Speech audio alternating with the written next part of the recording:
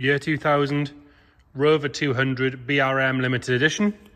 So again, the BRM took the Rover 200 VI, which was the one with the 1.8, 145 horsepower, quick or hot hatch Rover 200 if you like, and then paid tribute to BRM of the 50s and 60s. Obviously Rover worked with them on some Le Mans cars, things like that, but they were most famous for their Formula One cars.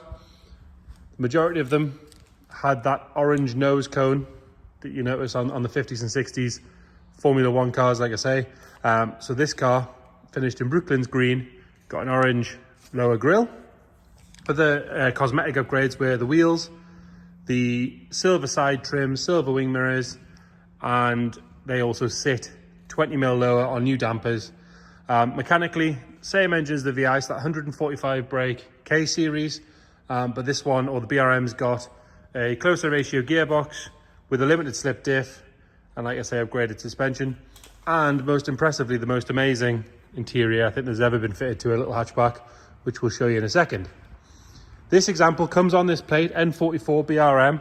Now we believe, according to the plaque inside, that it's car number 44, so number 44 BRM. We'll do some research on that and we'll put that in the description. We'll start by having a good look at the bodywork, and then we'll move on to the interior and we'll go for a cold engine startup. Starting on this driver's side, if you look down this side, it's lovely and straight all the way down. I would say the whole car would really benefit from a nice polish. It's the paint, you can hear that slightly, the paint's a little bit dry. Looks fine, but a good cut and polish would make a huge difference. You can see there's bits of sort of swirls in the paint there from where it's been washed with sponges and things like that. Nice and clean in this arch all the way around. Sharp on the lip on the back side. Wheels are in nice condition with the BRM centre caps. Continuing our way down this side, and again the sill all the way along there, lovely and clean and tidy. No sign of any corrosion coming through there. That silver side trim is in nice condition. We've got one or two minor stone chips on the front there, and the same can be said for the wing mirror. One or two very minor stone chips, but because they're silver you just don't see them. All good coming up that A-pillar, and this area here you normally find a bit of corrosion coming through on 200s, but as you can see that one is all good. Up onto the roof, got a couple of light scratches, one there, one there. I would imagine if you do polish the car you'll get rid of most of those. All nice and tidy around the sunroof, there's no sign of any corrosion coming through there. Glass on this side is all nice and clear and stamped up. No engraved scratching or anything like that. Small parking scratch just on the middle of the driver's door there. All nice and neat around the handle. Lower half here onto the rear arch is nice and clean. Sharp all the way around, no sign of any corrosion. Another good wheel and tyre. On this rear window, so pop out rear windows, again you can get a bit of paint flake and stuff, but as you can see this one's all good. I'm looking back down this side, like I say, nice and straight, all your panel gaps are good. Coming round on the back, and part of that silver trim is the boot trim. That's nice and neat. Green cars of this era can suffer from lack of peel, but this one in all the usual spots is nice and neat. There's no scuffs on the bumpers. Lower half of the bumper is all good, as is this corner. Tail lights are nice and clean. On the bottom of the window there, it's nice and neat as well. All good along the spoiler. A few more swirls on there from where it's been washed. But like I say, a good polish will get rid of that. Coming round onto the passenger side, and again if we look down that side, nice and neat, nice and straight. It's not full of ripples or dents. A little bit of a scuff just here. See that, but it's very minor. You can only just see it on the camera there. Around the filler caps, all good. This rear arch, nice and sharp. Another good wheel and tyre. We'll have a look at the sill from this side as well. As you can see, all nice and neat all the way along there. It's not been rammed up any curbs or anything like that. No marks to note on the passenger door. Very small stone chip on the outside of the wing mirror there. And all nice and neat coming up the A-pillar.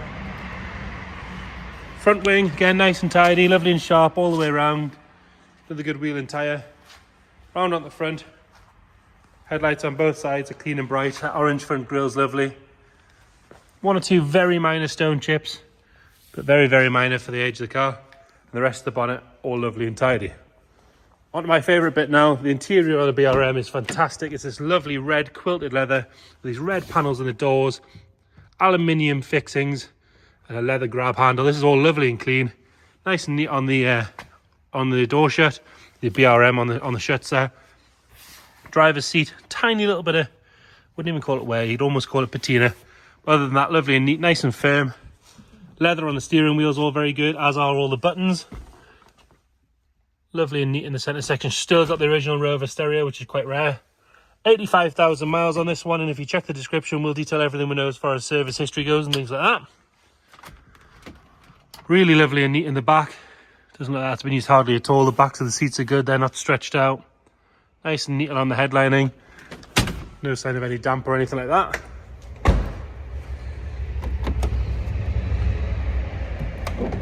And then into the back. Boot hasn't been, parcel shelf hasn't been cut for any speakers. We do have a strut brace in there and another set of sort of aftermarket mats if you wanted to put those down. But other than that, lovely and clean and tidy. Passenger side, all nice and neat in there. No sign of any wear on the bolsters. All lovely and firm. Leather's nice and soft and supple. Carpet on this side is lovely and clean, and this side of the dash is all good. Got that plaque there for your BRM, and we have another one up here with your number 44 on. Coming round and having a look under the bonnet, like I said, it's that 1.8 K series engine. So it's the hottest variant of the K series. Lovely engine, really suits these little cars. All nice and clean in here.